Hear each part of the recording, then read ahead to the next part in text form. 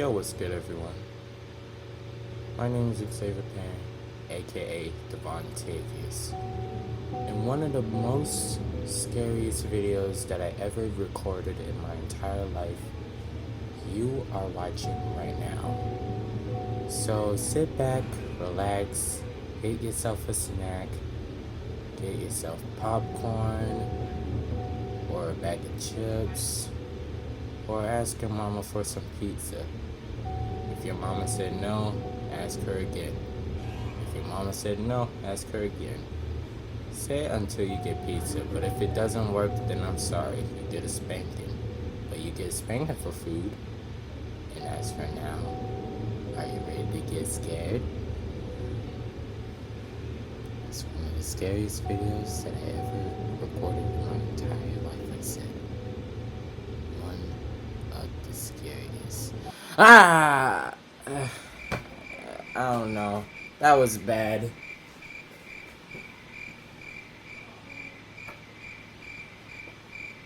That was really bad. I thought I was gonna scare. Yo, what is good, everybody? My name is Xavier Pan, aka Devonetavious, and today we're gonna be doing Wicked and Weird Wednesday. It's gonna be one of the most disturbing videos that I said. We're gonna be reacting to 4 videos, not 2 videos, but 4 videos. Every single video is gonna be, I'm gonna be shouting out somebody who ever sent me one of the most scariest videos on Instagram or Twitter or TikTok. Even though TikTok is gonna get banned, try to send me most scariest videos on Instagram, because that's where I mostly be at. And as for now, let's get scared. Alright, so the first video that we're gonna be watching is scary videos that will give you goosebumps. This is the same person that made top 5. Well, it is the same person. It's top 5. So let's get started. Are y'all ready to get scared? And also my brightness is a little bit low, so I'm sorry if y'all can't see it a little bit. Let me just turn it up. Or I can't see it. Y'all can see it a little bit greatly on the screen, but I can't see it. It's a little bit too dim. Let's get started. This next mysterious video is said to have been recorded in a hospital in either West Sumatra or Malaysia. CCTV footage shows a hospital ward with sick patients lying in bed, but there's something else in the footage that is truly terrifying.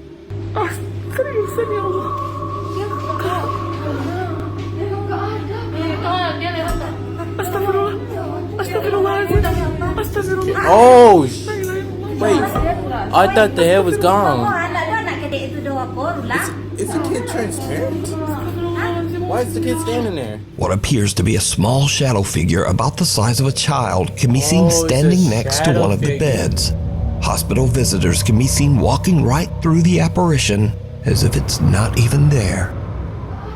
That's why I was saying, like I was saying at the beginning, is that kid transparent or something? Why is that kid standing there? And as I know, that is a shadow figure. I don't even know if it's real or something, but why are people seeing this on the camera? That is not normal at all. It's scary. Get out of that hospital. Abandon this hospital now. But investigators are really going to be getting into that building. It's going to be very, scary building. Creepy kid standing in the hallway. Oh shit.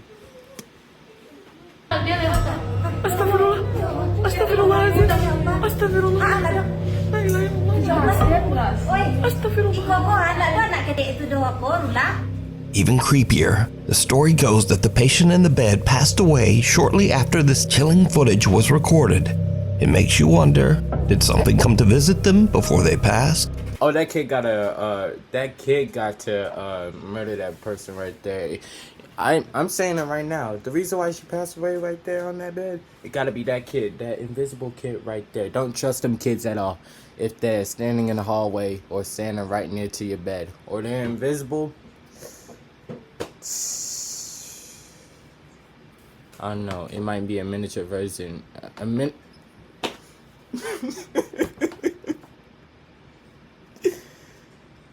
I can't talk now. I can't even talk now. This kid is really scaring me. But yeah, it must have been that kid right here. Or maybe something came to take them away. Yeah, that's what I was about to say. You decide. I already made my decision. It's that kid. St. Andrew's Church. Stealth camper Chris from the YouTube channel Blot Outdoor Show sets out with his friend Mick on an overnight adventure to the abandoned St. Andrew's Church in Consett, England. The church was built in 1769, and it's been abandoned for nearly 50 years. Of course, it gotta be them people that be investigating for no reason at all. Why y'all had to be investigating old buildings? You know that place is haunted. Y'all just don't listen. Do a stealth camp right next to this old, spooky, abandoned church. It's been abandoned since like the 1970s. Now, it should be mentioned that Chris is not a ghost hunter, nor has he ever uploaded any videos related to the paranormal. In fact, see? Oh my gosh, he's not even a ghost hunter, and he's already investigating some building that nobody should be going in at all. he says he's a skeptic and doesn't really get spooked by that sort of thing. I mean, I'm very Cap, he is gonna get spooked after this. skeptical and that kind of stuff, so I'm not going to try and condingo or use mandingos, if you know what I'm talking about. Now, to make this even creepier, the church is surrounded by an old graveyard. So Chris and Mick set up their tent amongst the graves and, relax. Soon it gets dark, and then the two guys decide to take a peek inside the old church. There we go, folks.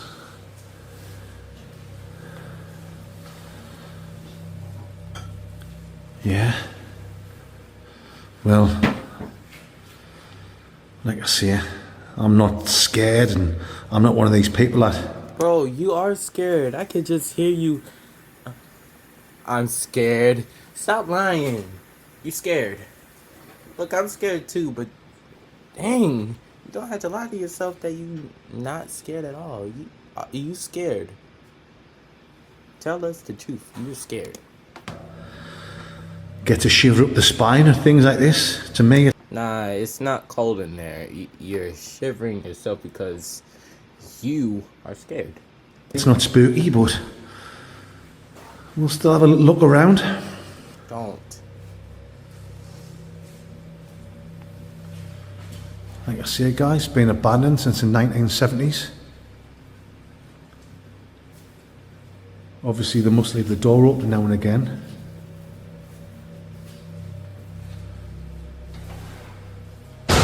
Oh, whoa, whoa. I'm out of here. Sorry, guys. What the was that?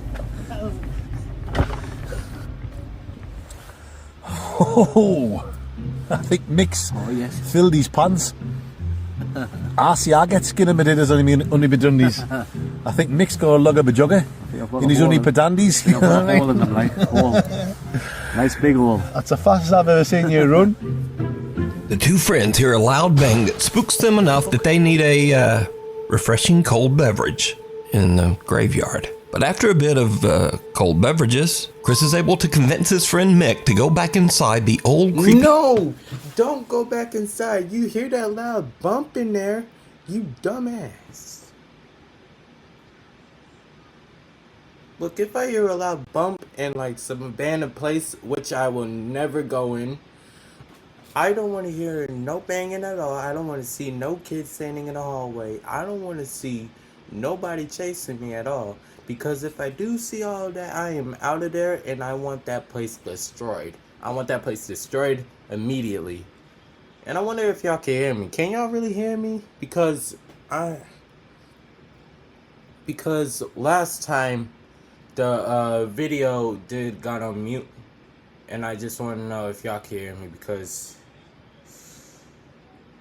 most of the times I don't know what's going on. Wait a minute. Let me be right back for a little bit.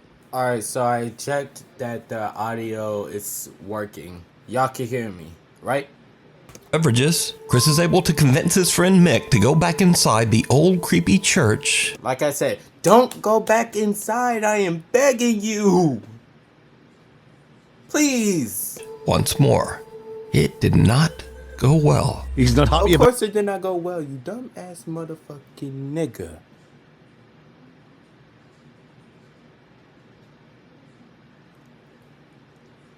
See, I swear investigators be so dumb when it comes to going inside a haunted house. You gotta be like a really, really professional person to be doing that type of stuff.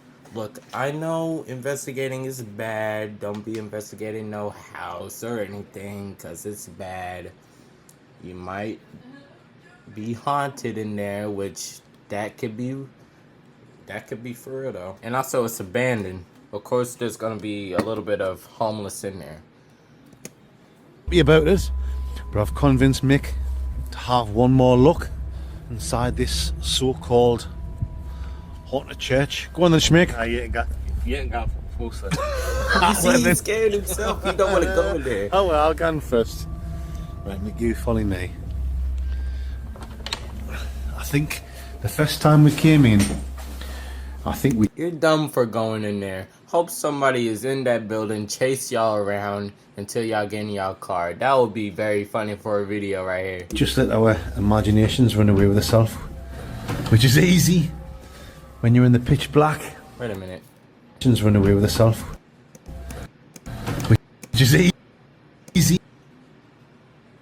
Alex, Jess. Wow. When you're in the pitch black and you're having a few, just leave that door open, Mick. I mean, I can see why people come here, Mick, and do the old spooky ghostly tours and look for the paranormal readings and stuff like that. It's not my kind of thing. My kind of thing is sitting in a tent and getting mangled, spangled and totally grim crankled. But each to their own, wherever your hobby is. Let's have a look over here, Schmick. Oh, whoa, whoa, whoa, whoa, whoa, whoa, what was that? Bro, y'all see, bro, there's somebody at, oh my. Get out of there, get out of there, get out of there. There's someone over there. There's someone over there. Get out of there, please. Wait, let me try to turn up my volume. Are they gone? Oh, here we go. We've got a photograph of young Chris here. Oh, sorry guys. It's not young Chris. Apologies. It's Jesus Christ. Jesus Christ, Our my Lord Son. and Savior. Amen. Yeah, milky buttons. Oh, man. Bro, What the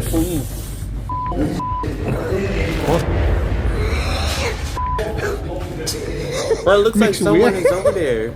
Is someone over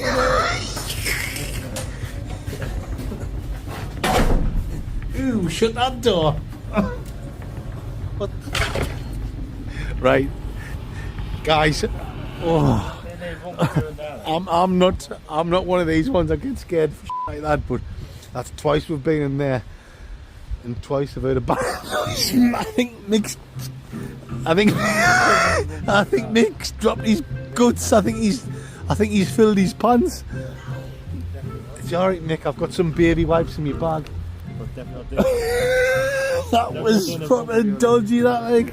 Another loud bang echoes through the church, and the two campers have had about enough.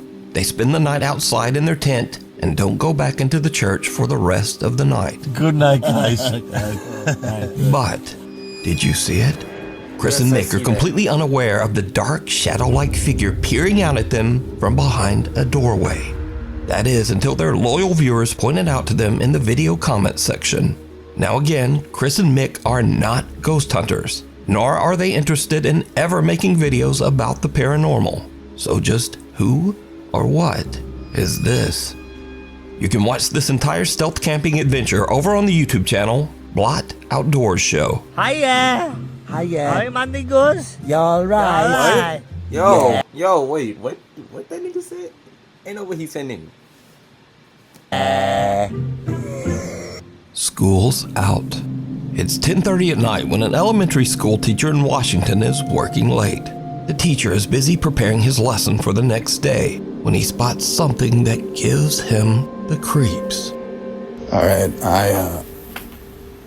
I'm just finishing up putting up decorations for the students when they get back.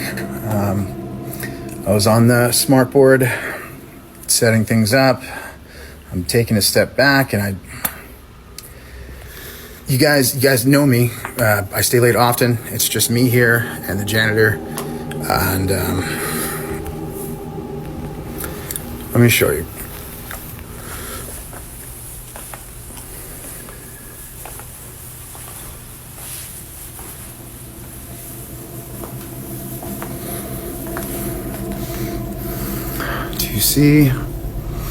Do you see?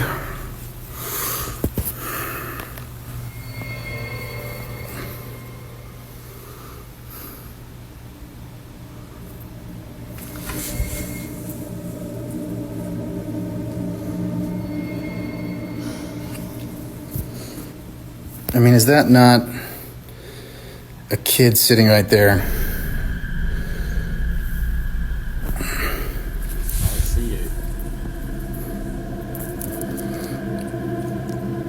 I kind of see it though. I kind of see it though. I can see it.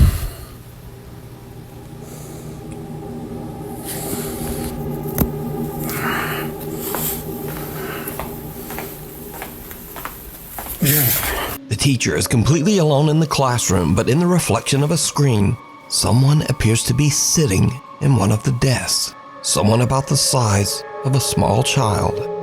The teacher later tries to capture the strange reflection on camera again, but whatever that was has now disappeared. But this story gets even weirder because the janitor who works at the school says that he believes the eerie apparition is the ghost of a little girl who tragically passed away in an accident on school property. I'm the person who does the cleaning here, and I saw the video of the teacher has. I know that's the girl who died in an accident. What is happening? I wanted to respect their privacy, but they just put a girl in the back of the ambulance, and the dad was running, and the poor mom was crying her head off.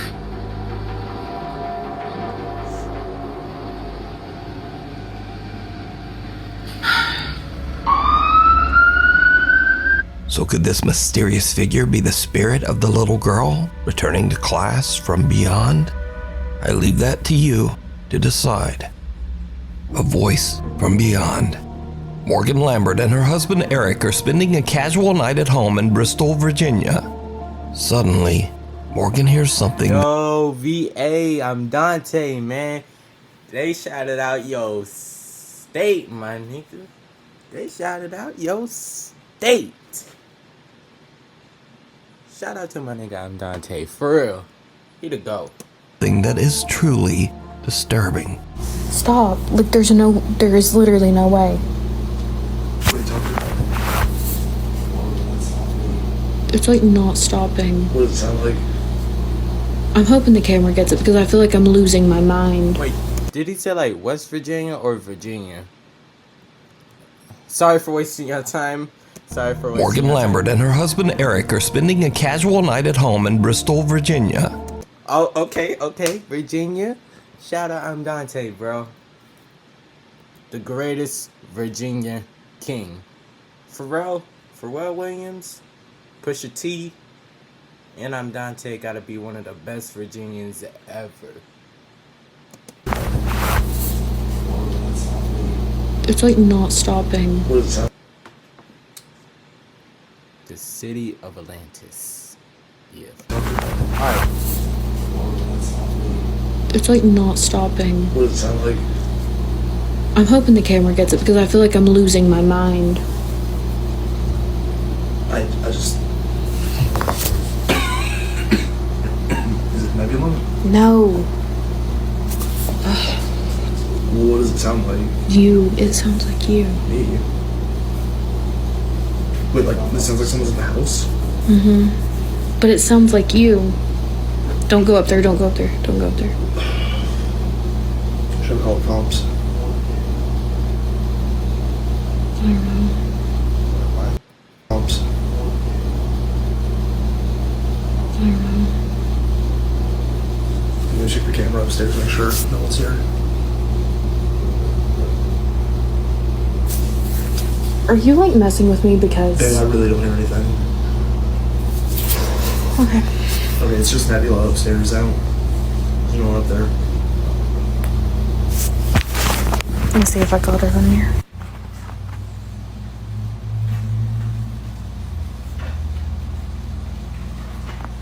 Do you... What was it? Jesus. My God!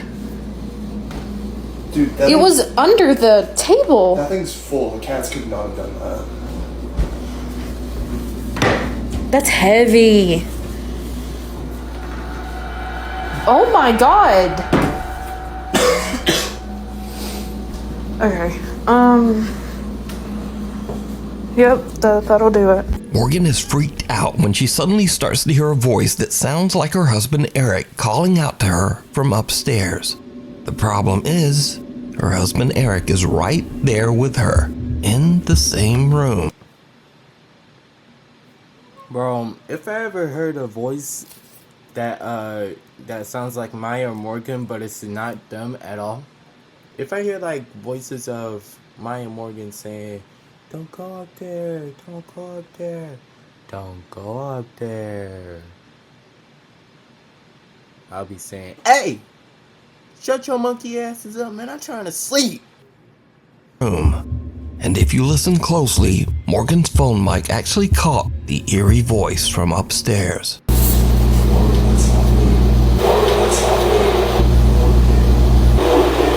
Right after this, a heavy cabinet sitting in the kitchen is thrown across the floor with no explanation. After Morgan shares her video online, worried viewers believe that Morgan might be dealing with an entity known as a mimic, or perhaps even a squatter hiding in her attic. But Morgan says that she and her husband checked the upstairs and the attic and found no one there.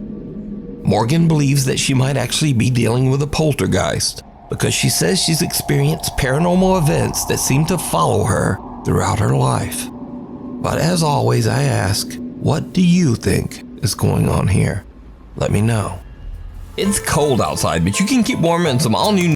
Okay. From inside.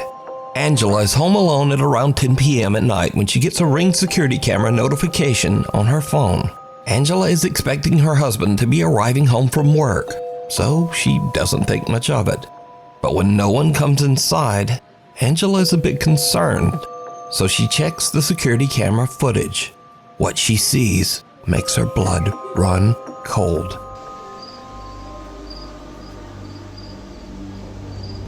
What is that? Oh! Does that not look like a little girl in a dress? It gotta be a doll. It gotta be a doll, cause that cannot be real. At all. That cannot be real. Dude, she got dolls in the house.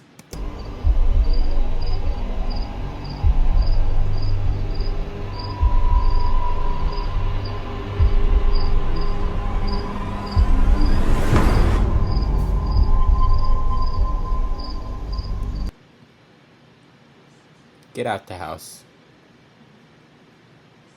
Get out the house. I'm telling y'all right now. Get out the house. I don't want y'all to get hurt. Get out the house. We're gonna move. Yeah, we're moving to another house. We're gonna move. I'm not living in this shit no more. Let's get out. Gonna move. Let's get out this house. It's time to move. It's time to move. Get out the house, nigga. Please. Behind the glass of the patio door, what looks like a young girl wearing a dress can be seen standing motionless before simply disappearing into thin air. Now, it should be noted here that the little girl is Well, since I got my answer that it's not a doll, like, for real, get out the house, because that is not normal at all. inside the house, looking out. Angela is absolutely terrified, and she's completely home all alone. She doesn't get any sleep for the rest of the night. 2 days later, Angela still can't explain what happened, so she tries anything she can to try to debunk what her security camera captured. Okay, so this is the area, the door that it was like standing inside. We don't have anything or keep anything in this area because it's a walkway and it would be really awkward. And then this is where the security camera is. So when I looked at the footage, I expected to see a person. I didn't expect to see that though.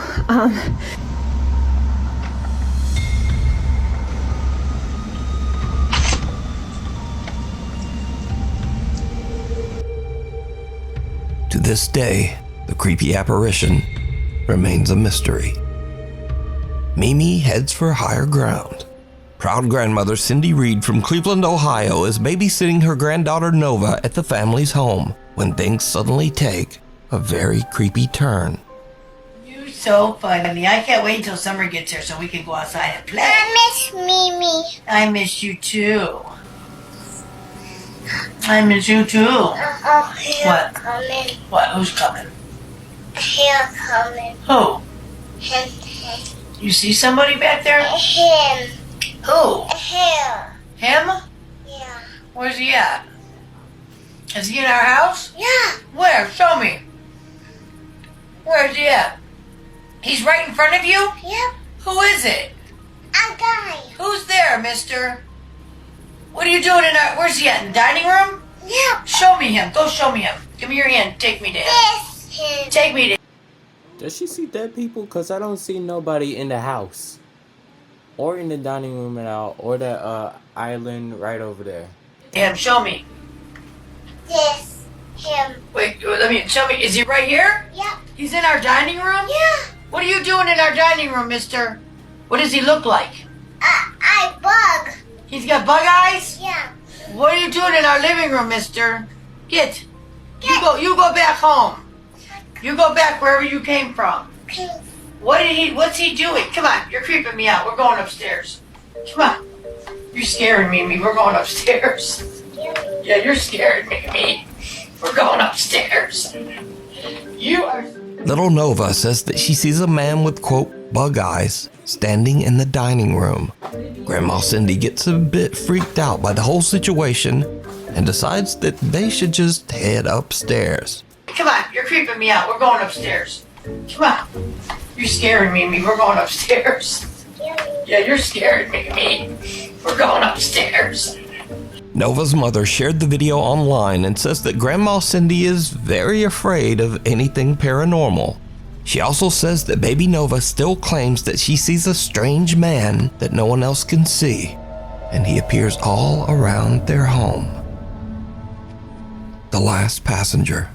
Japanese explorer Kei from YouTube's Chicken Ball channel travels to the old coal mining village of Yubari, hidden away in the remote countryside of Japan. Back in 1985, I don't know. Look, one day I wanted to do a blog video of going to Japan or Paris. Mostly I wanted to go to Japan because that's where, you know, everybody's really nice there. Kind of. I don't know. I might get discriminated there, but who cares? At least I'm having fun in Japan. I don't know. I was thinking of staying in Japan for like 1 year and then come back to the United States. Also, Atlanta, Georgia. And let's see what happens if I just stay there for like a year. I am gonna be getting like a blog cameraman or a blog camera woman to record me doing like blogging on like walks in Japan. That would be very cool. Or in Paris. Because mostly, Paris is really nice there. It's pretty. And Japan is really cool. It's like a futuristic, it's like, you know, a Japanese version of the Jetsons. like I'm just saying, it's very futuristic. But why am I talking about Japan and France? Let's just continue with the video. I'm not trying to waste your time, alright? A disastrous gas explosion in the local mine tragically claimed the lives of 62 people. Today, the village is nearly deserted. To preserve the city's history, the local government built a museum and preserved the old railway station, along with passenger trains, wedge plows, and coal cars. The old train is said to be extremely haunted by victims of the tragic coal mine explosion. Now it's already getting late when Explorer K arrives at the old preserved train station. His goal is to investigate whether any spirits of the deceased are left wandering the trains. で、これ駅ですね。当時のこれが駅でホームだったんですね。あ、開いてる。本当に開いてますね。あ、古い車両となってますが、これ扉閉めますね。Oh my gosh, he made a lot of noise. Just hope bro didn't get chased around. That would be very horrible. Kay sets up his cameras and sits in silence as he listens for anything out of the ordinary. That's when things take a creepy turn. Oh.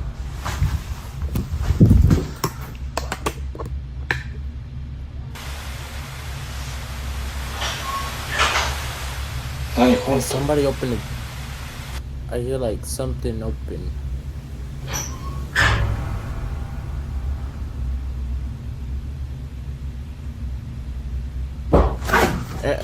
Oh god.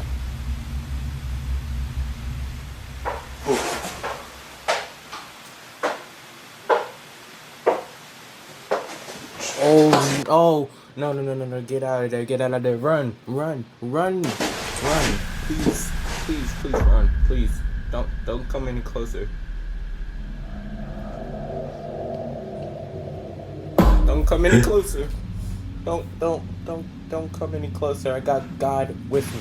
I got Jesus. Don't come near it. Oh my God.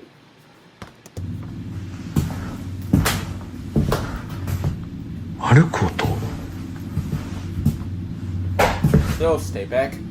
Stay back.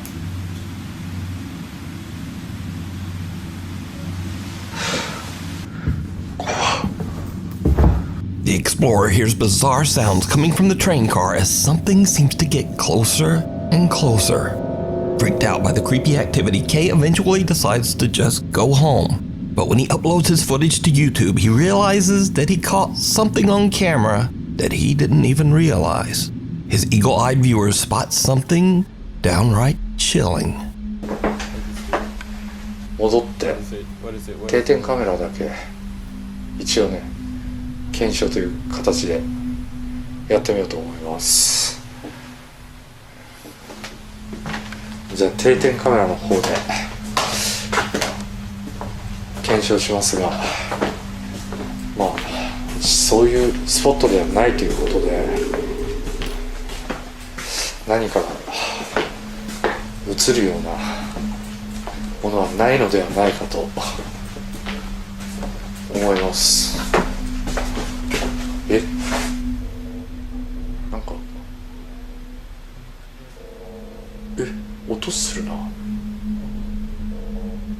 いや定点をセットしたいと思います。 Did you see it? As Kay walks through the train car, someone can be seen seated on the right side. Oh, bro, I didn't even see that. But when the explorer hears a sound and turns around, there's no one there. It was gone. Oh my God. Oh, watching the footage back, there was also no one there when he first walked through the train. Kay is completely alone. So, just who or what is this? You can watch this full exploration over on the YouTube channel, Chicken Ball. Wait, was it the foot? Bro, the foot was moving. Alone. So, just who or what is this? You can watch this I don't know, is it me or is the foot moving? Cause full exploration over on the YouTube channel, Chicken Ball Channel. Scary videos.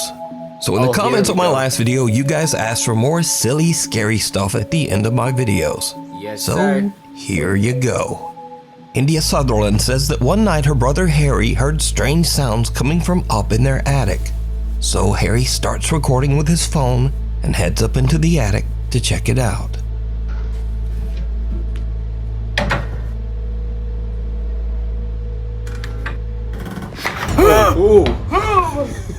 Harry almost falls back down the attic steps as he beholds the frightening sight of... Oh my god, I need to put my, oh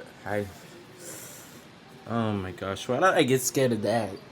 A framed photo. When asked why they would have that picture in the attic in the it was 2 children. First place, video uploader India said that her parents just liked the picture and bought it. Later, they took it down and stored it in the attic, where it almost gave Harry a heart attack. This next video comes from Edinburgh, Scotland, where Paul Gilroy and his friend set out to make a scary video. But suddenly things take a not at all terrifying turn.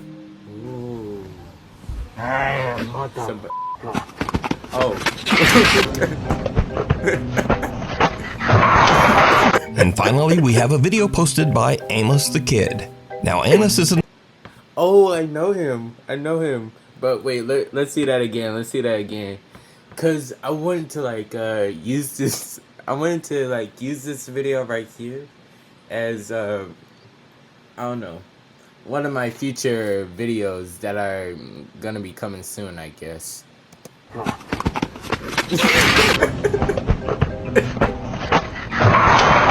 And finally, we have a video posted by Amos the Kid. Now, Amos is an accomplished rapper and musician, but in his free time, he enjoys playing hundreds of pranks on his African dad. Bro, I ain't even mad for. What did I tell you? You need to go back to Nigeria. This country has finished you. Wait, come back. I'm joking. Get out of my face. In this clip, Amos took a photo of him and his dad, and then photoshopped a ghost girl into it. Then he sent the picture to his dad to see how he would react. It did not go well.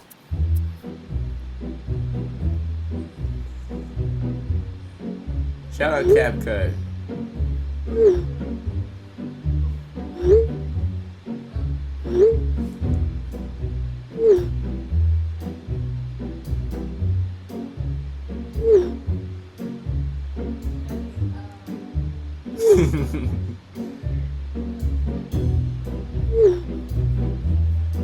Always. Y'all need to pray. Come on now.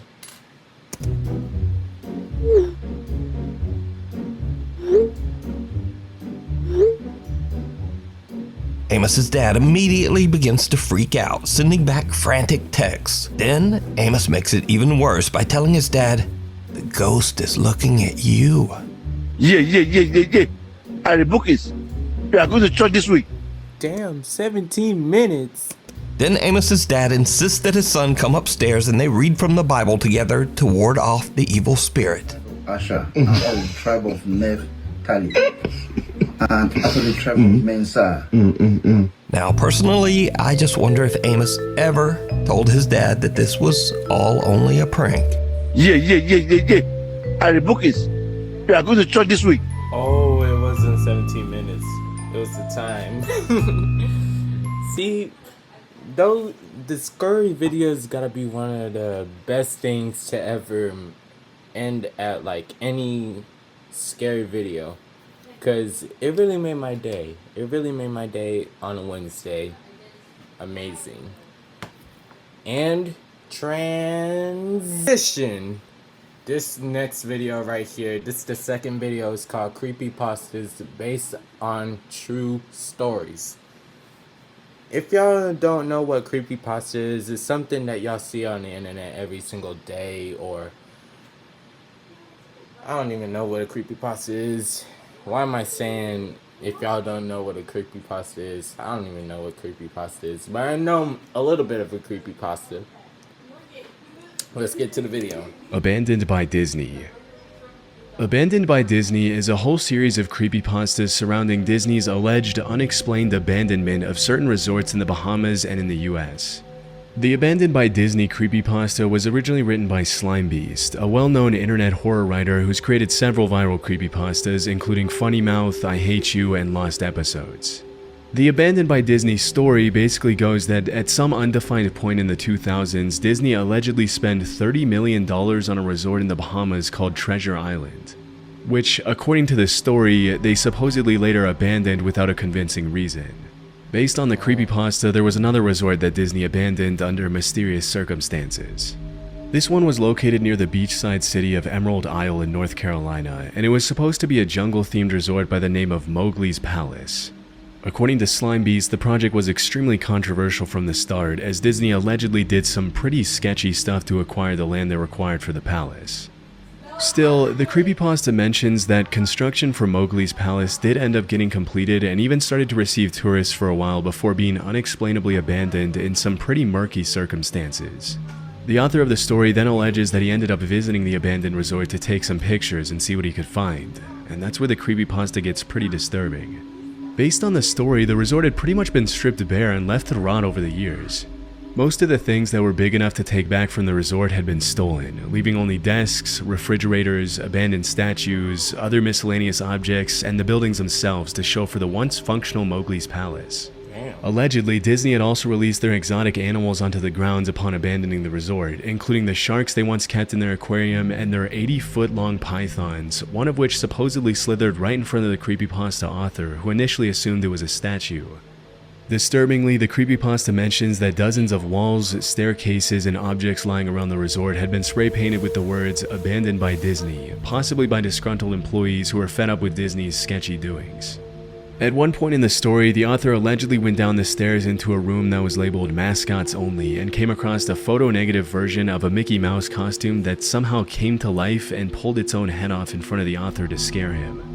Now, obviously, pretty much every single detail about this story from start to finish is completely fake. The same goes for every other story that's a part of this Abandoned by Disney creepypasta series. But it actually was based on some real events. There was once a real resort on a real island that Disney mysteriously abandoned back in the late 90s. Between 1974 and 1999, Discovery Island in Bay Lake, Florida was a popular Disney attraction open to the public, who were drawn there by the dozens of wild animal species roaming around the tropical landscape. Disturbingly, the resort ended up getting charged with animal cruelty after the company admitted that a few vultures had died after being captured by their employees. For unrelated, unspecified, and mysterious reasons, Disney Island was closed in 1999, and the name Discovery Island was passed on to one of the lands in Disney's Animal Kingdom. Since its closing, the island was pretty much left abandoned to rot under the elements, and over the years its structures have sustained major hurricane damage. Interestingly, as of 2024, all buildings and attractions of the original resort remain on the island, which gives it a pretty creepy and nostalgic vibe. Nowadays, the area is fully off limits to the public, but that hasn't stopped a few urban explorers from venturing out into the island and finding some pretty disturbing stuff. In 2004, urban explorer Shane Perez visited the island 5 years after its abandonment, swimming through 300 feet of freezing cold alligator-infested Florida lake water to reach Discovery Island and spend the night exploring the remains of the mysterious resort. Interestingly, during their visit, Shane and his friends discovered that several lights throughout the island were still somehow working. And a little more disturbingly, they found all kinds of odd things in the abandoned sheds, including snakes stuffed in Coke bottles and a bunch of animals that were left behind by Disney when the island closed, which is pretty similar to what was mentioned in the fictional creepypasta. Although Shane and his friends were only able to explore half of the island before the sun rose again, they uploaded all of their findings onto a now infamous blog post that ended up being featured on the news. Obviously, this didn't make Disney look too good, and as a result of trespassing, Shane was banned from all Disney resorts for the rest of his life. But he triggered a wave of intrigue around the island that has endured until this day. Over the years, a few more urban explorers have attempted to explore the island, leading to some pretty interesting videos, blog posts, and pictures. Nowadays, the island is under extremely heavy 24/7 surveillance, which would make it almost impossible to explore for a regular civilian. Still, the abandoned island turned creepypasta was one of the dozens of things that have irreparably damaged the public's perception of Disney, as it's pretty clear that behind the cute mouse costumes and the fairy tale facade, there's a bunch of stuff the higher-ups of the company definitely don't want the public to see.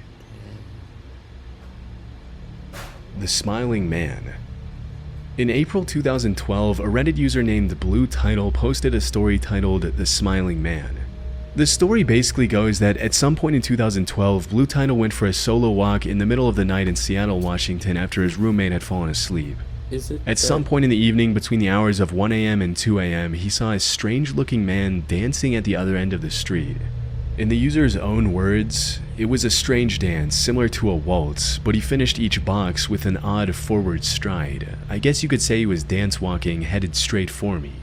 At first, Blue Title tried to walk past him, giving the man as much space as possible to avoid coming into contact with him, but the guy just kept dancing closer and closer. What's most disturbing about the account is the way the user describes the man's appearance. Based on the original post, the man was tall and lanky, wore an old suit, and had an extremely eerie expression on his face. His eyes were wide open and his head was tilted back to look at the sky. Even more unsettling, his mouth was— Wait, after he get done dancing, does he... Oh, wait, no. He dances while he gets close to him.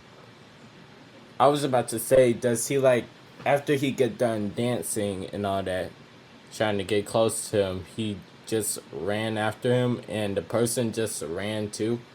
Because if that really happens, then I'll be very scared. I will piss my pants. Or shit my pants.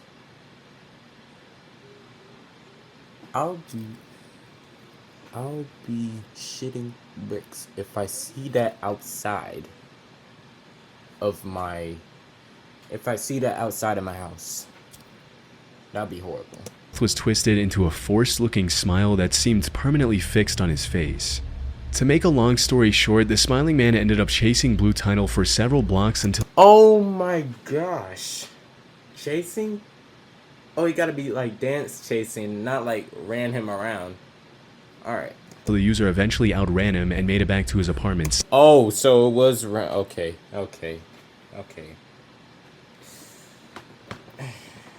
Yeah, I don't know if I could. Well, I could run fast. I'm black. But I could run fast. I'm black. But if he runs faster than me, then I'm done. I'm cooked. I'm whitewashed, because I can't run that fast like my ancestors. They didn't get caught. My ancestors didn't get caught, but half of my family's ancestors did get caught. Shit. And safely. I don't know. It sounds a little bit racist. I'm very sorry to my community, because mostly I love black people. I love me. I love everybody. The blacker the berry, the sweeter the juice. The blacker the berry, the killing they do. There's a lot more detail to the chase, but I'm leaving out some of it for simplicity. Based on what was mentioned in the post, the user continued to live in that city for another 6 months and never went out on another solo late night walk again. Now, this is usually the kind of story that you would read and immediately dismiss as fake, but the Smiling Man is one of those posts that there's no good reason to believe it's not true. After the story was posted, the Smiling Man turned into something of an urban legend and became a classic creepypasta, often being featured in horror forms and even being turned into multiple different viral short films over the years. Still, the original story was not designed to be a creepypasta as it came to be over time. The author has continued to insist it's real. For context, the Let's Not Meet subreddit, which is where the story was originally posted, was created for people to share their true accounts of scary in-person encounters they experienced firsthand. As per the guidelines of the subreddit, no fictional or paranormal stories are allowed, and any indication that a story was made up usually results in the post being immediately removed. All this to say that the Let's Not Meet admins make a big effort to keep the subreddit clean from any kind of stories that are obviously fake. That's not to say that some fabricated stories don't slip through the cracks from time to time, but I don't think the Smiling Man is one of them. Looking into Blue Title's activity on other subreddits, I found that they seem pretty honest and genuine, often discussing martial arts, music, and other topics unrelated to creepypastas and internet horror lore. The fact that the Smiling Man is pretty much the only story the user has told since opening his account in 2012 is a pretty good indication that it's true. On top of that, dozens of users over the years have claimed to have seen the Smiling Man themselves, and a lot of the times it's the original author himself who shows up in the threads to fact check them and call them out when they're embellishing the story or fabricating details that are obviously fake. And sure, this is by no means 100% definitive proof that the Smiling Man was real, but I'm honestly inclined to believe that this actually happened. As for what the Smiling Man's intentions were on that night in 2012, it's really anyone's guess. I'd probably guess the guy was either under the influence of drugs, mentally insane, or really going out of his way to mess with Blue Title for no reason. With so many years having gone by since— Oh gosh. He gotta be on that, he gotta be on that cocaine. Cause cocaine makes you run fast. Like, fast and furious. No car at all, just the legs. Oh my gosh. But if bro was on that But if bro was on that then I'll be... That nigga is slow.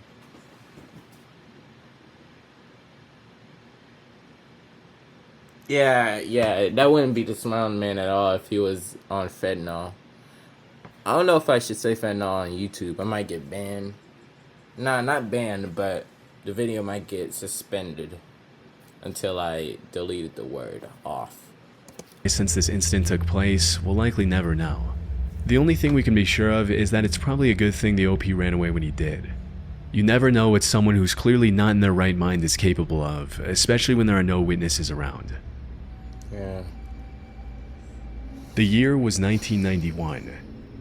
In April of 2015, 1991, that was 16 years ago when I was born.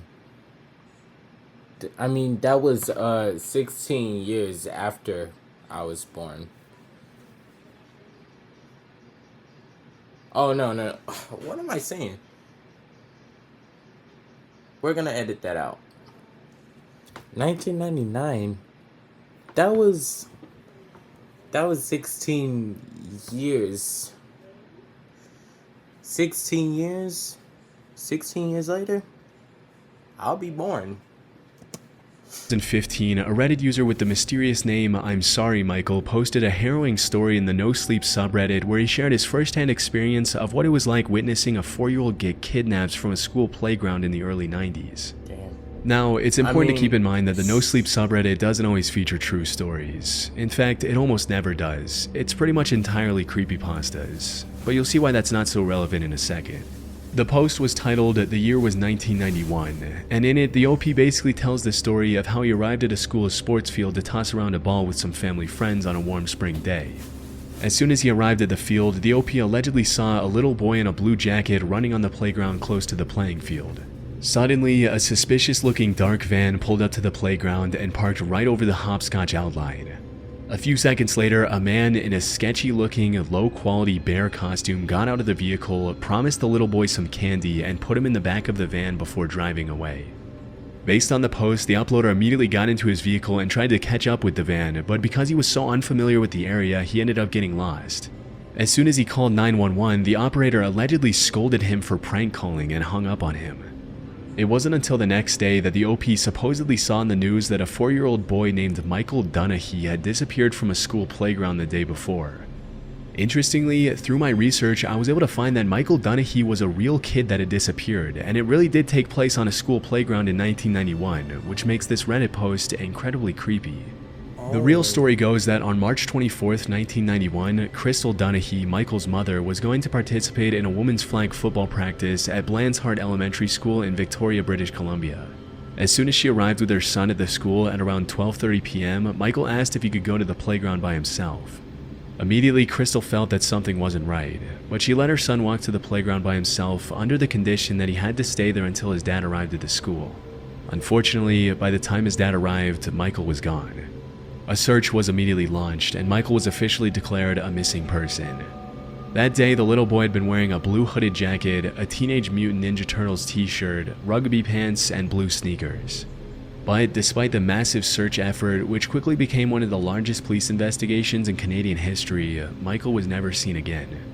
Over the years, the cops have received over 11,000 tips on the disappearance, but none of them have led to anything significant. Strangely, even though there were dozens of people at the school field that day, there were no witnesses to Michael's disappearance. And the only thing that they could get out of a nearby passerby was that a man in his late 40s or early 50s with a brown van was seen near the playground around the time of the disappearance. Overall, a lot of the details from the official investigation match up perfectly with the Reddit post, but the majority of them were never confirmed by the cops. It's likely that the OP completely made the story up. But that doesn't change the fact that this is at least based on a real event that happened. Sadly, because the disappearance took place over 35 years ago, it's unlikely that Michael will ever be found at this point. The Alice Killings. The Alice Killings is a Japanese urban legend according to which from 1999 to 2005, a series of brutal, unexplainable murders took place in multiple different towns in Japan. Based on the legend, each victim's life was taken in a very different fashion, and the only thing that tied the murders together was the fact that a playing card was found near or on the victims' bodies when they were found by cops or passers-by. Disturbingly, the legend mentions that on the playing cards, the killer would write the name Alice in the victim's blood. For example, one of the victims was allegedly buried in a shallow grave with a Queen of Clubs marking its entrance. Another card with the King of Diamonds was found crammed into the hand of another victim at a bar. Over time, people started putting their own twists on the urban legend, turning it into a creepypasta and adding all kinds of details to the original story, as usually happens online. But even though the specific details in the story of the Alice Killings are all fake, they're all based on a completely true story that's just as terrifying as the creepypasta. In 2003, an ex-military guy turned security officer in Madrid, Spain named Alfredo Galán Sotillo shot a 50-year-old man named Juan Francisco Ledesma in the head in front of his 2-year-old son. From there, Alfredo went on to kill another 5 victims over the next month, all of them picked completely randomly and for no good reason. After taking his second victim's life, he left a tarot card with an ace of clubs near the crime scene, after which, as you can probably guess, the media started sensationalizing the case, giving Alfredo much more attention than he deserved. And thanks to that, he went on to kill another 4 victims and severely injure another 3, often leaving tarot cards at the scene to fit the picture the media had made of him. In addition to the cards, the killer did have a particular MO in the way he took his victims' lives. All of them were shot at point-blank range, and all of them were picked at random, unlike most serial killers who often stalk and get to know their victims before taking their lives. On July 3, 2003, the playing card killer, as he quickly became known, turned himself into the police in a severely intoxicated state, immediately confessing to the string of murders that had taken Madrid by storm that year. As soon as he sobered up, he tried to take back his confession, but at that point it was too late, as he had already revealed to the cops certain details about the pen markings on the cards that weren't even made public. Disturbingly, during the investigation, it was revealed that before carrying out his gruesome crimes, the killer would wish his victims good morning and ordered them to kneel down before executing them. That same year, Galán was sentenced to 142 years in prison, a punishment he's serving to this day. In 2023, Netflix made a documentary about him titled The Playing Card Killer. And at the end of the day, that's probably what these killers really want deep down, attention. But fortunately, he won't be getting out anytime soon. And let's just hope the crazy amount of attention the media gives these killers doesn't motivate more lunatics to seek notoriety through these kinds of crimes. Okay. The Doppelganger. The Doppelganger is a pretty well-known creepypasta that tells the fictional story of a kid named Trey who lived with his parents in a small rural county in eastern Tennessee. Based on the original Reddit post titled The Doppelganger, Trey's father Henry was a county warden who usually came home from work late in the evenings. One night, Henry came home and hesitantly let his wife and son know that one of his co-workers had been missing for 2 days. That same night, Trey's mom and dad made him promise that he wouldn't open the door for anyone, even for his own parents. The next day, Henry announced to his family that his coworker Mike's body had been found by a creek. Disturbingly, he also mentioned that even though Mike had only been reported missing for 2 days, his body was declared to be at least 2 weeks old when the authorities found him. This of course meant that somebody had been posing as Mike for several days, spending time with his family and going through his days pretending to be him. That night, when Trey went up to his room, he heard a knock on his window. It was his dad's voice asking to let him in, and claiming that he had just gone outside to check on something and had accidentally locked himself out. Eerily, that's when Trey's dad appeared in his doorframe, holding a finger up to his lips, signaling for his son to be quiet. After scaring away whoever was at the window, the family went down to sit together at the kitchen table, fearing for their lives. Later that evening, the impersonator once again tried to enter the house, pretending to be Trey's dad. This time, Henry called his officer friends over, who agreed to help him track down whoever or whatever it was that was pretending to be him. While his dad was out, Trey went up to his room to hide under the blankets, and when his dad came back, he scolded him and his mother for having left the front door unlocked. Still, the family went to sleep, and the next morning, Trey woke up to an overpowering smell coming from his parents' bedroom. He immediately realized... Was it gas? It gotta be gas. His parents weren't home. Upon opening his parents' closet door, the body of a woman who looked just like his mother... Oh my gosh, it was a body. ...tumbled out and onto the floor. As soon as his parents got home, they made up a story to explain what had happened, softening some of the details so their son wouldn't end up even more traumatized. The creepypasta ends with Trey noticing that his dad's hair is a different shade of black than it usually was, leaving the story on a cliffhanger. Obviously, pretty much everything in the creepypasta is entirely made up. But the story itself was based on an illness called Capgras syndrome, which is a real psychiatric condition in which people end up convinced that their family members and other people close to them have been replaced by imposters or doppelgangers. Through my research, I found that people with Capgras syndrome often end up becoming aggressive and even violent with the loved ones they accuse of being imposters. And disturbingly, a pretty clear correlation has been found between Capgras syndrome and violent homicides within families. I also found that people with pre-existing neurological disorders such as Parkinson's disease, epilepsy, and stroke are more prone to developing Capgras syndrome, as well as people who suffer from schizophrenia and similar illnesses. One particular case that caught my attention involved a 24-year-old male veteran who turned himself into the police to confess that he had allegedly been violent with his girlfriend. Interestingly, when the cops called his girlfriend to get her side of the story, she mentioned that the allegations were completely false and that her boyfriend had no history of violence. What followed was a pretty confusing series of events where the patient ended up revealing that he was convinced his entire family were imposters. Disturbingly, he claimed that his mother had been replaced by a government employee who had been sent to elicit a confession from him about his behavior while he was in the military. Apparently, the guy felt guilty about having taken naps during work hours and punching a wall during boot camp and was scared that his mother would find out about it. Even though the man claimed he had also been violent with his mother, she denied the allegations and assured the doctors that her son was not a violent person. Fortunately, after treatment the guy was okay, but I can't imagine how terrifying it must be both to wake up convinced that your family isn't really your family and to no longer be recognized by someone you love. If my sisters ever become imposters, they're not even my sisters at all, I'm moving out. I'm taking the car. I'm gonna drive without a license. I am driving without a license. And yes, I don't got a license at the age of 17 because my grandmother wouldn't let me. But next video. So we are at the next video. It's called Scary Comp V98. Look, we already saw this right now. I'm about to skip it. And once we get to the video, I'll tell y'all. Alright, so I'm back. So there was a lot of videos. I know the video is at like 6:40, but there's stuff that we did saw. I had to skip all of that. And I don't know, I might be skipping a little bit too if I see something the same as the video that we just saw. But let's get to it. Number 7. On September 20th of 2020, a father decides to record his 2 sons during a playful activity. Both his kids are engaged in a playful wrestling match, with each one trying their best to beat the other. It's a tied match, as it looks like neither one can win the game. Well, that is, until one of them gets distracted. It's unclear as to what he's seeing, but his full attention is given. In fact, he's so distracted that his opponent takes this opportunity to beat him. Although capturing his loss on camera, something else was captured that neither of the kid's parents could explain. While looking at the video he took, the father sees this. A ver.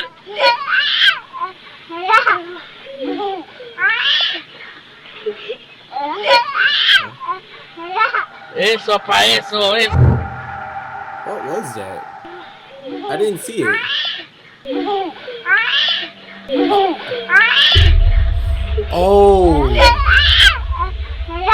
Eso pa' eso. Oh my. It was. As the father sees that his son is fixated on something, he points the camera to where he is looking, but he doesn't see what it is that's so. I don't know, I just see a head and it's gone.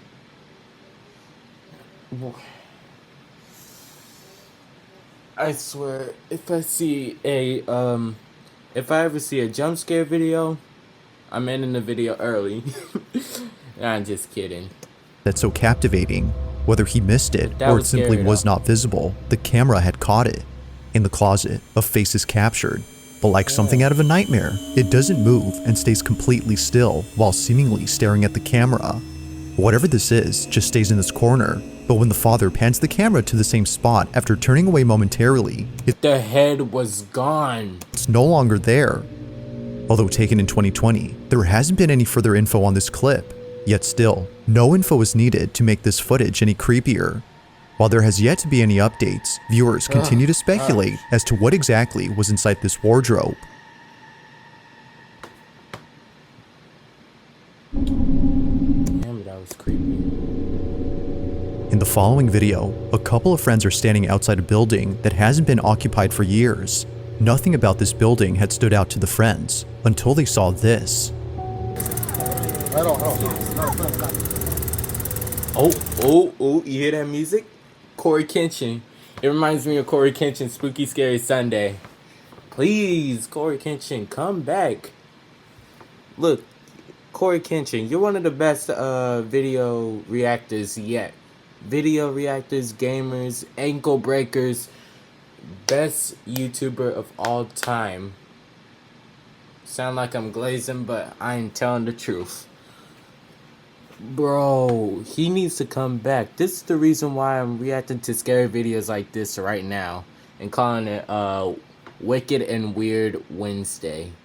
It's the same thing as Spooky Scary Sunday, but I'm just the off-brand nigga that has braids on his head reacting to scary videos. Corey Kenshin, you gave me inspiration to watch scary videos like this. Please come back off of retirement. Or is he not in retirement? He's taking care of his kid. Now, also, it confirms he has a kid now. I confirmed it right now. He has a little kid. at first glance, the so-called ghost appears to be mistaken for a plastic bag. This is so considering that it looks to be caught on a wire that's connected to the building. But as the video plays out, the notion of this being a bag suddenly becomes questionable. If this had been nothing more than a piece of plastic, then how does one explain the following? As all friends continue to watch the alleged bag, this happens.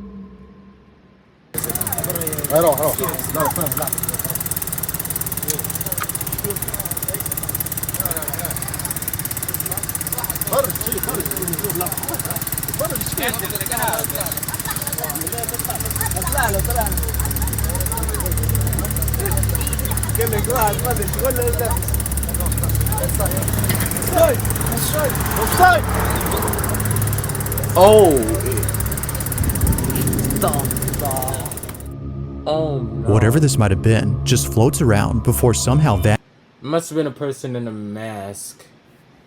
vanishing, but it does this only after the friends started calling out to it. It's as if it was hiding away from them. Now it could very well be that its movement was merely a coincidence that occurred when they shouted, but despite that, it doesn't explain how it just disappears into nothingness. For this reason, the group believes a ghost was on the roof of this abandoned building. Ghost or not, neither viewers nor the group could explain just how exactly this white object vanished without a trace. Like most videos, there has yet to be a definitive explanation for what was caught.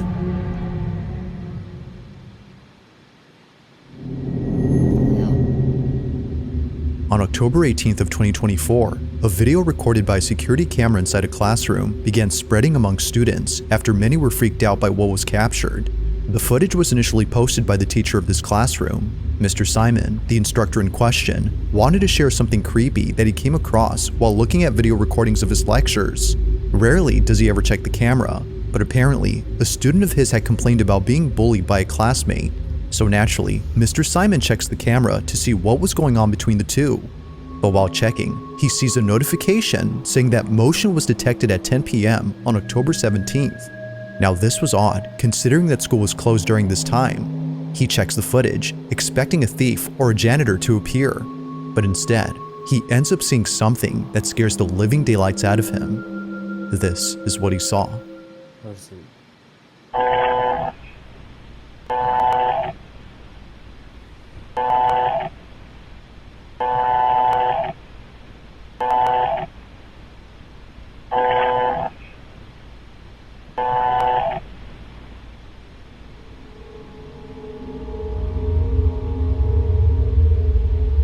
Stop moving. Alright, stop moving. Move. Move. Move.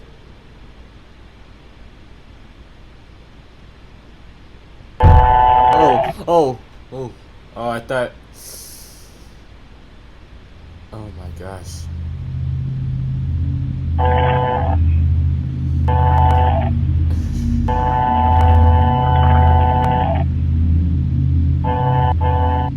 It's easy to miss the first time, but in case you did, something appears at the entrance to the classroom after a few rotations from the camera.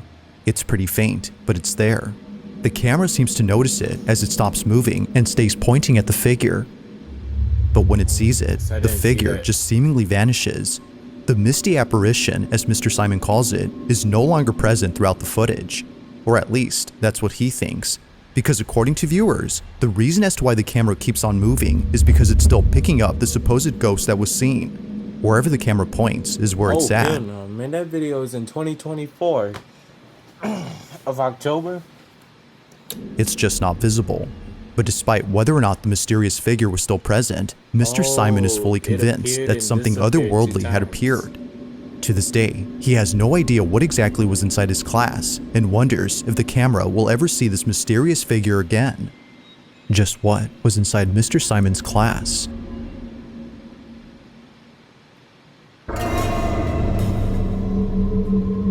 In the Russian city of Kirov, a couple were driving down a highway when their dashcam caught footage of something pretty creepy.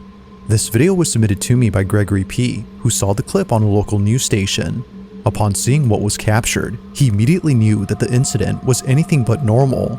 As the couple drive down the road, they see this.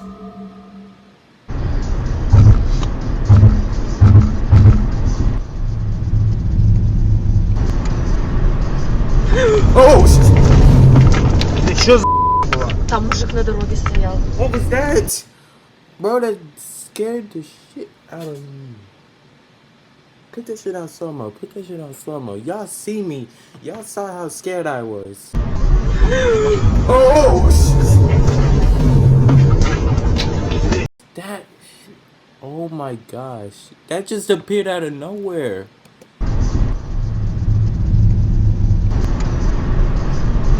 That just appeared out of nowhere. Oh my gosh. Там мужик на дороге стоял.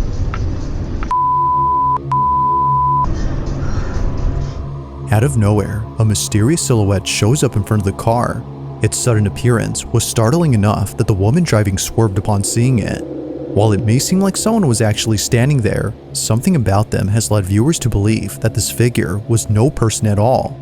Given that they, or it, doesn't flinch upon seeing the approaching vehicle, and also that they just manifest out of nowhere, it's believed that this was paranormal. Although it's hard to say for sure if that's so, at least it's certain that most viewers think something unexplainable was captured.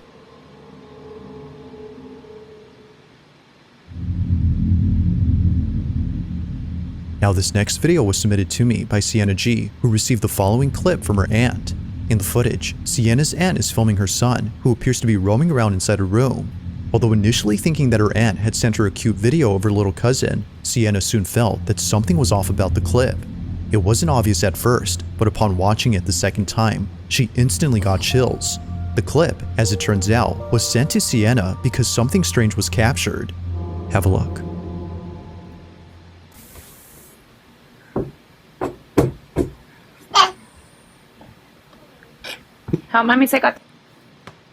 I ain't gonna lie. I always wanted to get myself a child. I always wanted to get myself a little baby with me, so I wouldn't be alone. Cause I don't want to die with nothing, with no DNA of me running around in the house. Like, I just want a little DNA just walking around the house and become a man. Seeing him grow up like a man until I pass. Bro. I don't know if it's gonna be my future son or future daughter, but I know my future son or daughter is gonna be adorable. I could tell. More adorable than me.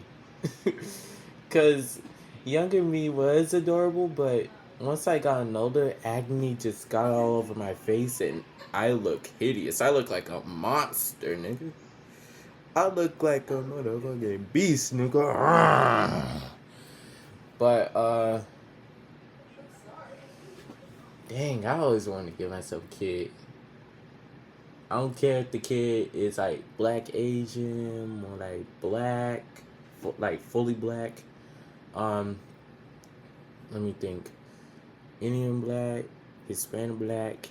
I don't care what race it is. It doesn't matter to me. I wanted a kid like this. I got the stuff look like adorable. this. Check it out.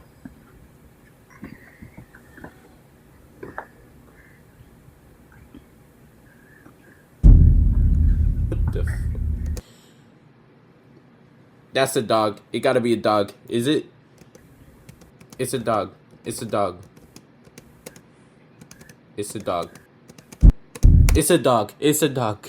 It gotta be a dog.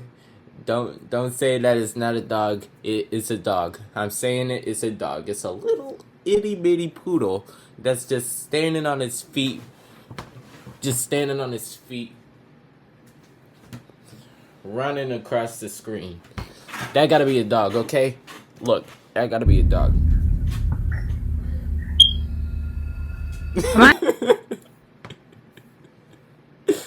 Oh man, I'm not even focusing about the dog. I just hear the smoke alarm up in the air.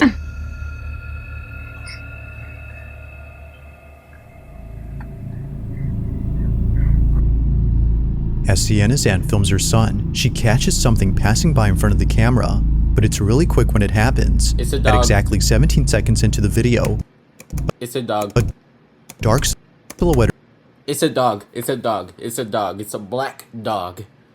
emerges from the left side of the screen before making its way across the room. By slowing the footage, one can see that something distinct is moving past the camera, but it's also when you slow the footage that the video gets even more creepy. Looking at the figure frame by frame, you'll notice that it has a full torso and also what looks like an arm. However, one thing is missing, its head. Despite moving pretty fast, we can still make out what looks like a body, but nowhere in sight do we see a head. This fact alone is what spooked Sienna and her aunt upon looking closely at the clip. If no one else had been inside the room, then what was this? A definitive answer to this question has yet to be given. It's a dog. You notice, it is a dog. It is a woo woo. You feel me? It's a dog. Caught something creepy on camera, or if there's any ghost videos you'd like me to check out and include in the next compilation, you can send them over to scaryvideos444. Oh, I got something creepy. I got in the video that is really creepy right here. My face. It's very creepy. Bro.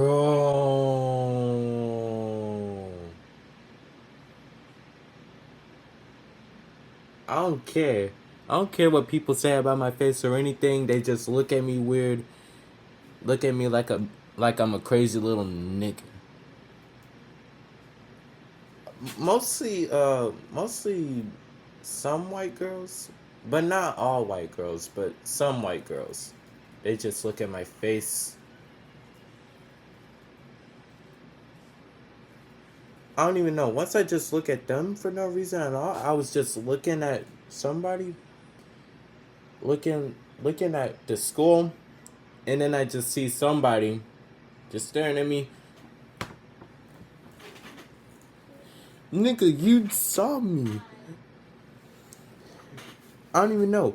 I'm just like looking around, and then I saw a person. I try to find like the door somewhere.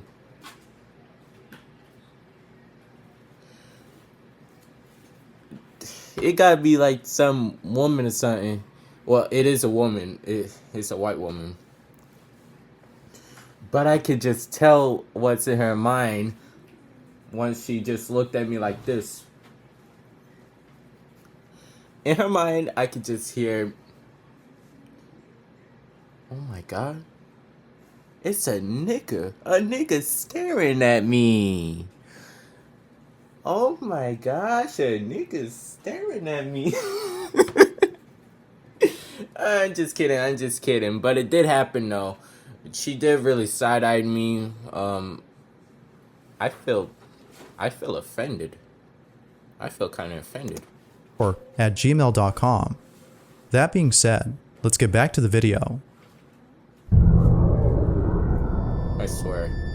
In the following video, a young girl plays with a pair of glasses while mom and dad talk in the bedroom. It appears that no one else is around except maybe their pet dog, but according to the mother who sent me this clip, there is no way that her dog was responsible for this creepy incident. If no one else was present in the kitchen during this time, as she states, then what was this?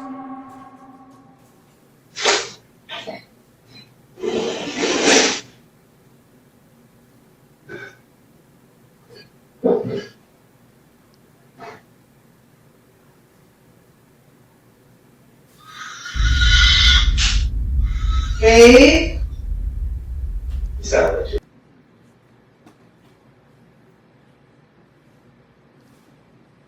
Dang, that dick can't be that good. Why is she screaming so loud?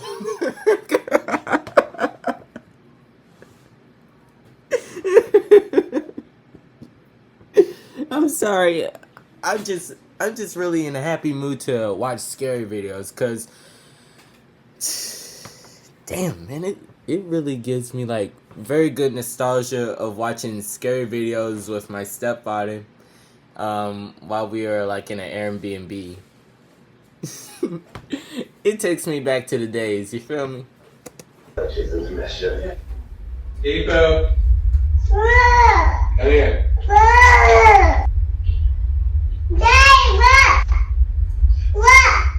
What, baby?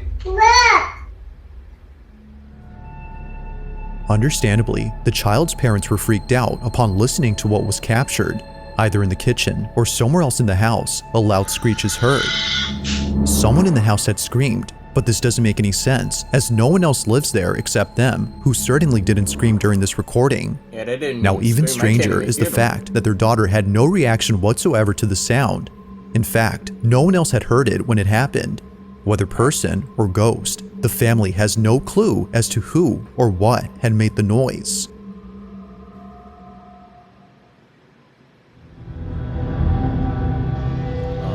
In this last video, a man who lives alone recorded a video to show what's been happening ever since he moved in. The apartment that he's currently renting isn't exactly a place he calls home. Almost every night, something strange happens. From tapping noises coming from outside his window to things moving on their own as if tipped over by someone, he no doubt believes that his new place is haunted. Now, he's been recording a couple occurrences ever since moving in, but the most recent video on his page is by far the most unsettling encounter he's ever had. It's late at night when this is captured. Время 2:30 ночи, а мы только начинаем веселиться. Проснулся от стука из шкафа. А это одна сторона, левая дверца, слегка приоткрывается и стучит. Не знаю, видно, не видно.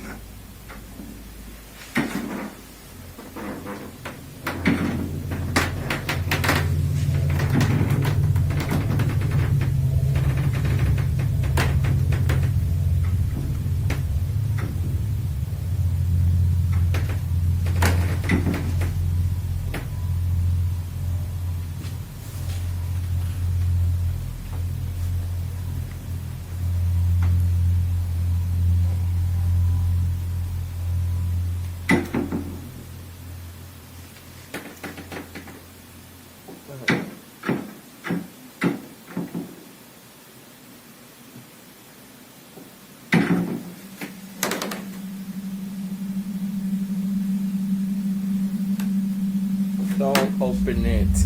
Don't.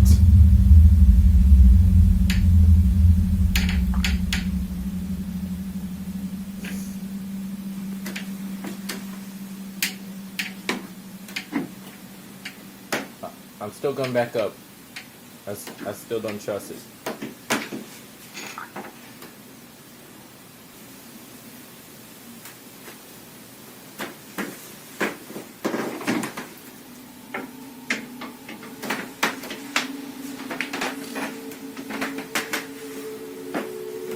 Такая хуйня, ребята.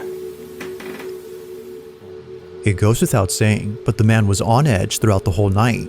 Thinking that someone was hiding in his wardrobe, he walks over with caution, but this wasn't necessary, as eventually he finds out that nothing was inside. Or so it seems. While nothing in particular stands out except for some moving hangers, viewers believe that a presence of some sort was actually in there. It just wasn't visible to the naked eye. Whatever presence might have been there has definitely spooked the man, but regardless, this alone was enough to send him out of his place and into a new one. No further videos have been posted since then, but until new— If I ever move to my first ever apartment, I better not, or college dorm, I hope none of this happened right over here, because I'll be creeped out, and that would have made me drop out. Until new footage is released, this one remains a mystery. Wait, nah, I don't know. I don't know about dropping out of college, but I better tell them to give me another room, because that shit is haunted. That shit is haunted. I don't want to be in that room no more. I'm out of here.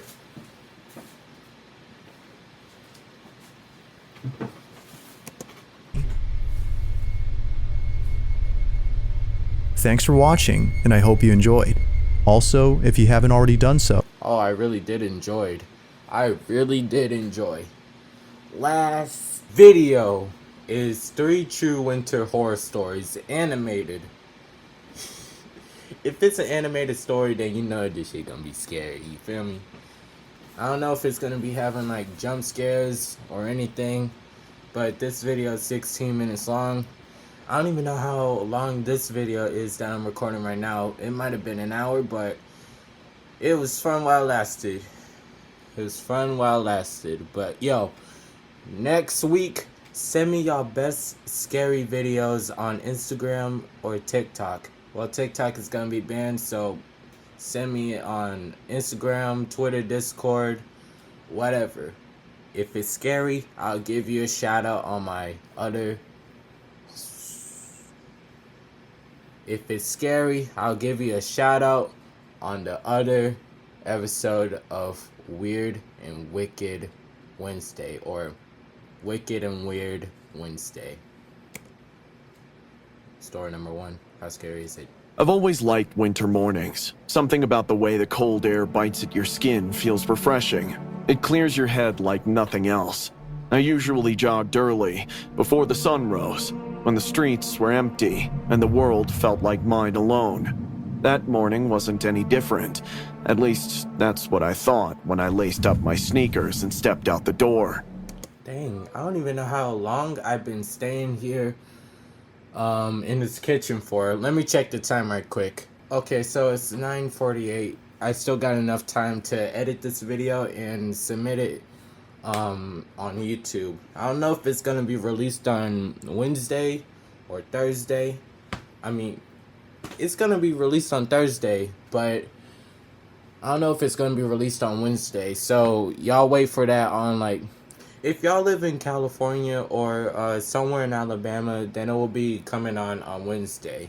So y'all lucky, but people that live in Georgia like me or New York, I'm too bad, so sad. I'm so sorry for y'all.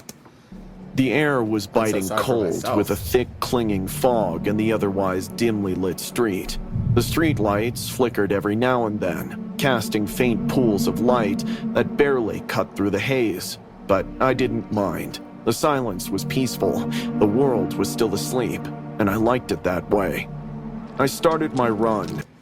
Could the silence be so loud that you like it that way? Bro, I could just hear silence right now. Except my younger sister. Feeling the rhythmic thud of my feet against the pavement. My breath came out in little clouds, puffing in front of me like smoke signals. Everything felt so serene. Empty streets, quiet houses, just me, the cold, and the fog. After about 10 minutes, I reached the park. It's usually busy during the day, but now it was deserted, not a soul in sight. I'd figured I'd do 3 laps around it and head home before the chill really set in. The first lap was fine, but halfway through the second, I started to feel off. It wasn't immediate, just a creeping sense of unease. Like the air had grown heavier, the silence became more oppressive. I found myself glancing over my shoulder, expecting to see someone there. But every time I looked back, all I saw was the fog, thick and impenetrable. By the time I started the 3rd lap, the feeling had only gotten worse. My skin prickled, my heartbeat quickened, and I kept thinking I heard faint footsteps behind me. I'd stop and turn, scanning Nigga, don't turn. Run. If you hear footsteps coming after you, then just run. Don't stop and just look for it. You dumb? You dumb? But there was no one. Just the low groan of trees swaying in the cold wind. Stop hallucinating, Lizzie. I told myself. Maybe the fog was playing tricks on me. Maybe I was just tired. But deep down, I knew something was wrong.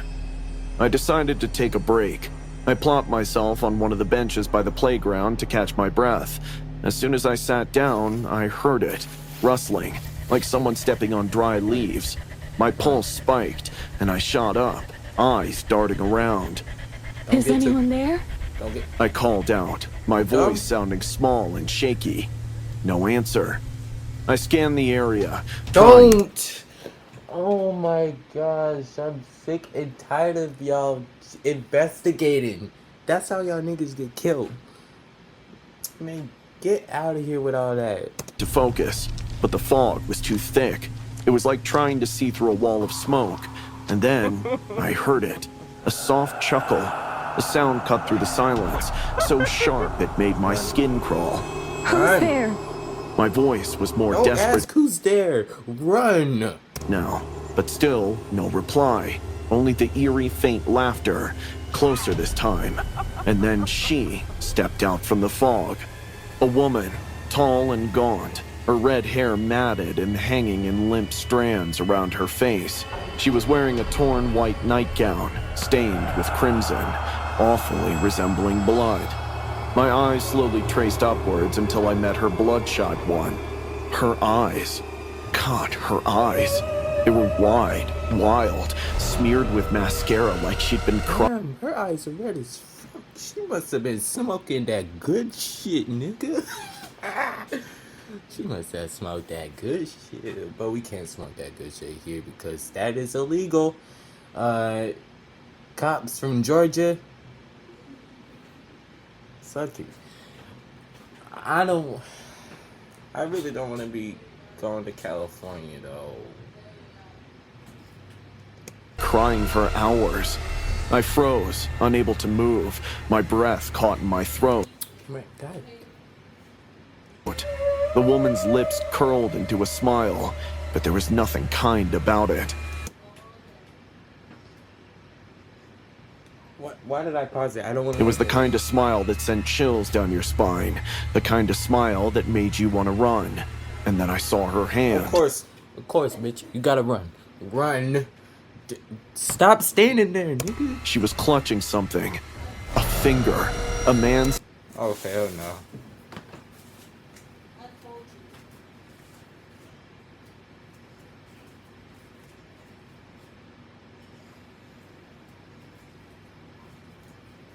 If her ass is clutching a finger,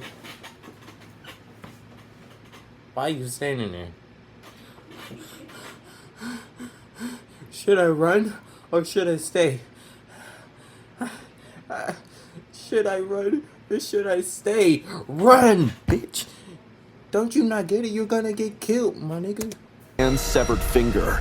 There was blood dripping from it, staining the snow at her feet, and dangling from the finger was a wedding ring.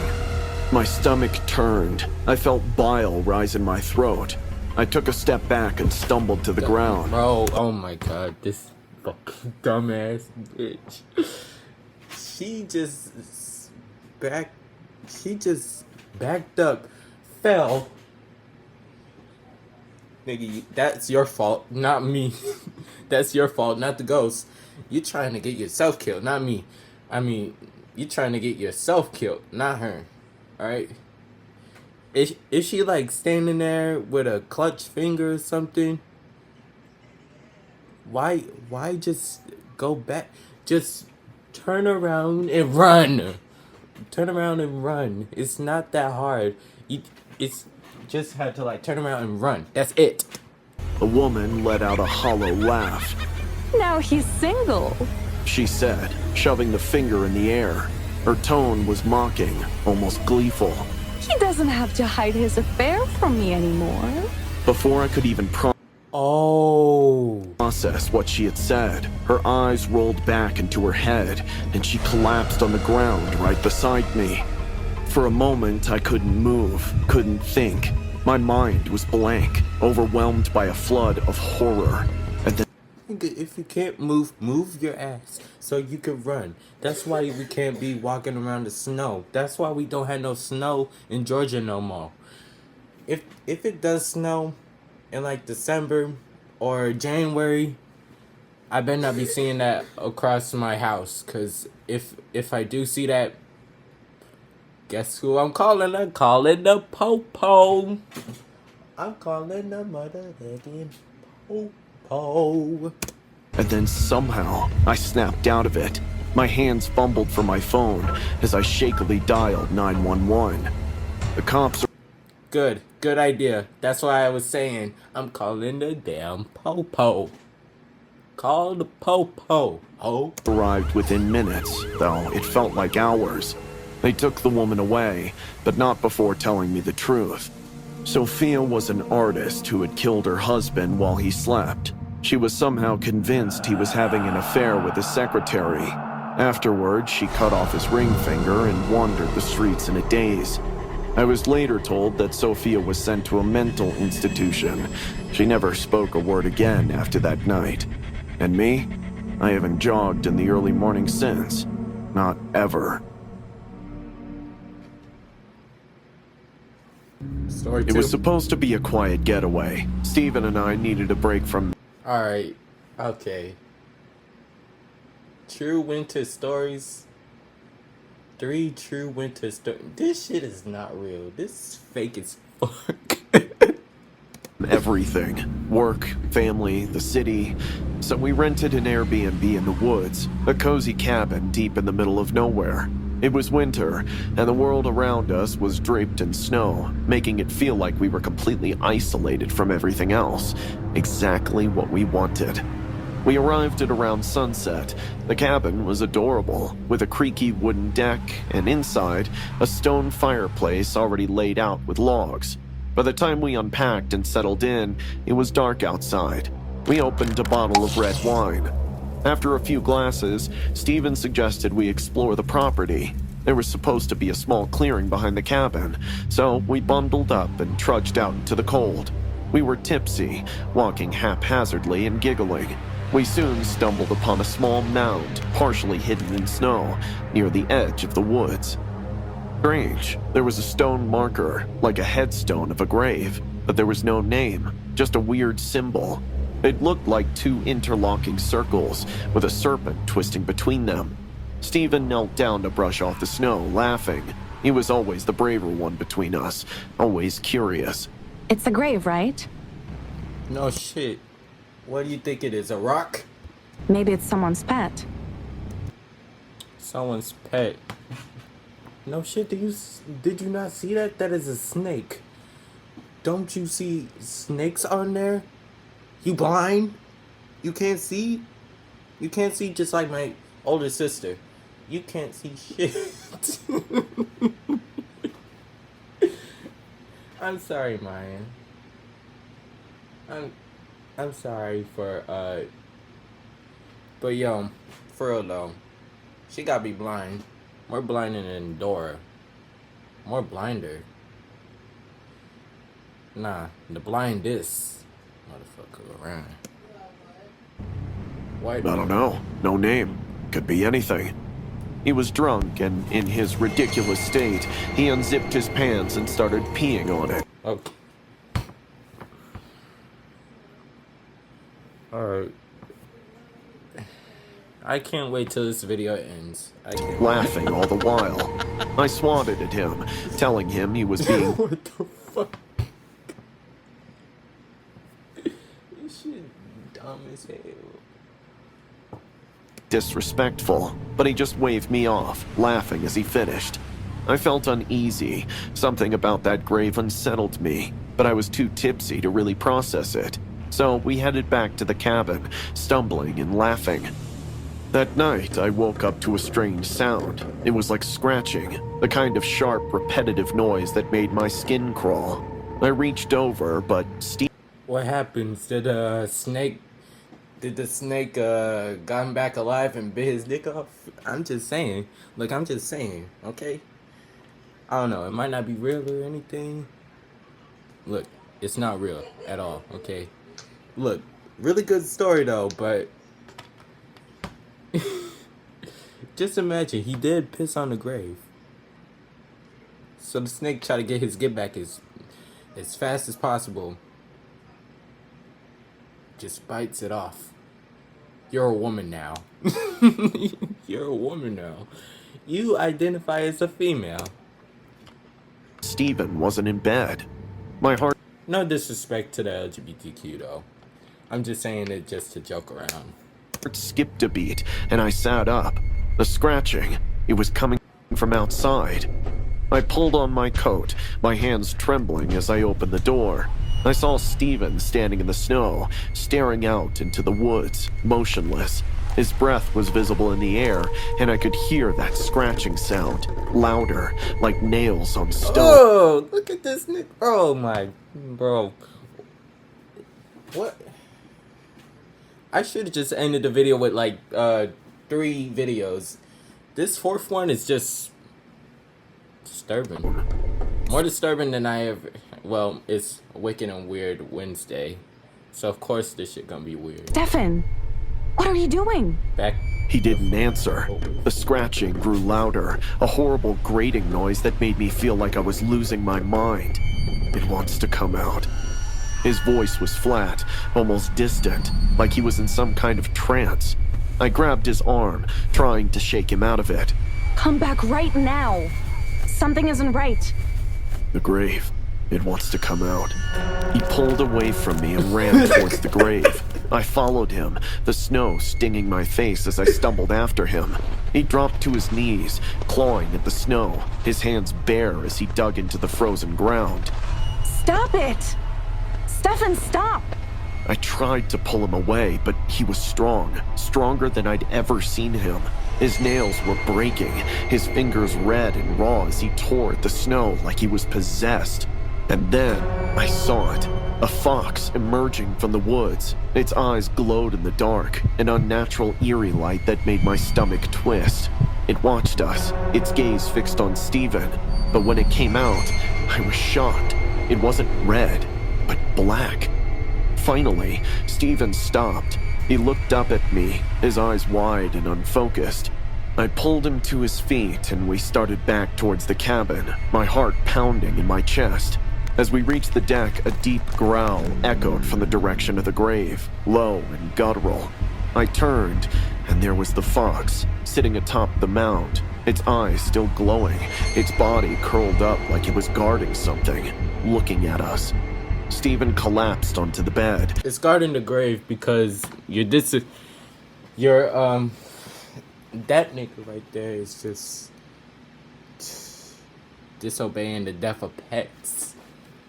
And I watched him until his breathing evened out, his face relaxed. I couldn't sleep. I just sat there, staring at the window. The next morning, Stephen acted like nothing had happened. He didn't remember a thing. I showed him his hands, expecting the torn nails, the bloody fingertips, but they were fine, perfectly fine.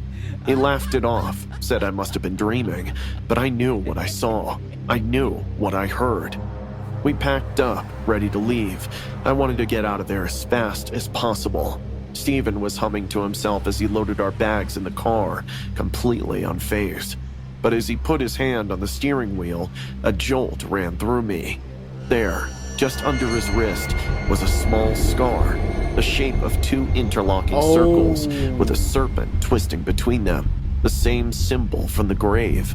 Stefan? Where did you get this? He had no answer. It's the same symbol as the grave. What grave? The one we saw yesterday. But he just looked confused.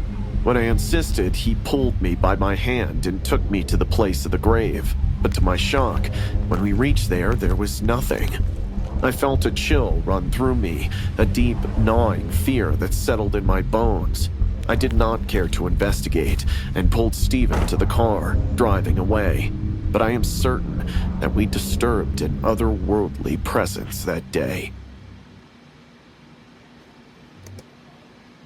That story gotta be one of the confusing stories I ever seen in my entire life and heard in my entire life. You know what?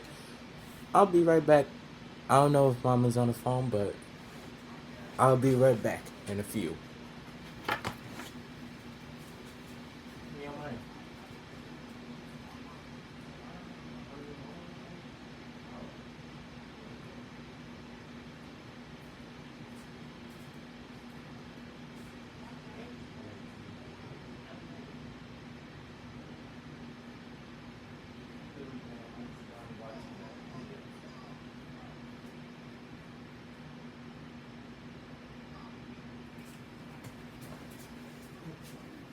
Alright, I'm back. So I found out that the person on the phone wasn't Mama. Sad day in America and the whole wild world. The snow had been falling heavily all afternoon, turning the rugged trail into a winding sheet of white. My friend John and I had been trekking for hours. We were deep in a forest far off the usual hiking routes, a place which was only known for its grim history. An unfortunate accident during Civil War transpired there. A unit of Confederate infantrymen were stationed there when their gunpowder caches caught fire. Many soldiers were blown up and cried in agony for hours before dying. Rumors were that you could still hear their screams in those lands.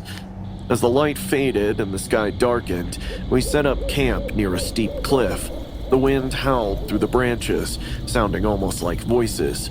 We didn't say much as we ate, but there was something in the air that made the hairs on the back of my neck stand up. I brushed it off, just nerves, I told myself. This place feels off, doesn't it? I glanced. Yes. You hear the wolves in the background? Glanced at him, trying to read his face. His voice was flat, but his eyes had the same weary look I'd been feeling all day. Yeah, I admitted. It's like the air's too heavy or something. Could be the altitude, or maybe we're just tired. We both tried to laugh, but it fell flat. Something wasn't right. As night fell, I found myself staring into the darkness, waiting for... what? I didn't know, but I couldn't shake the feeling that we weren't alone. Eventually, exhaustion took over, and I must have fallen asleep.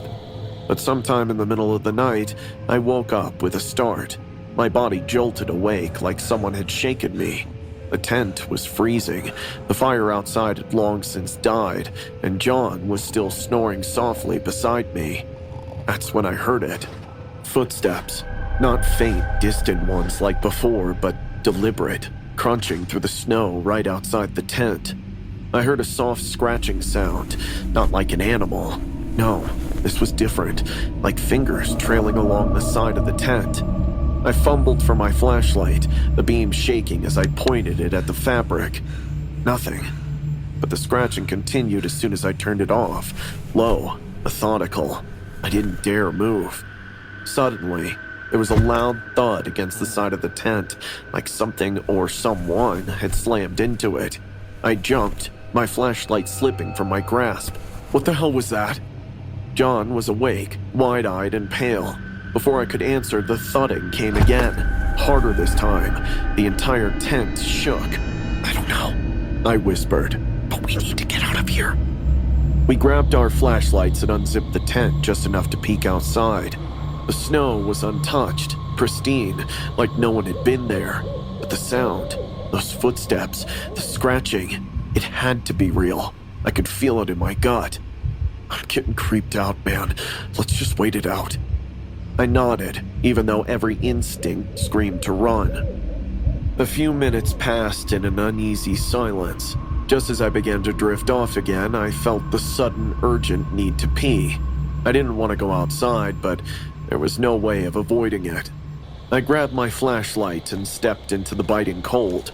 I walked just a few steps from the tent, finding a spot behind a tree.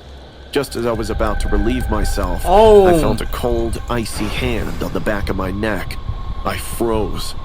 It gripped me hard, pulling me backward.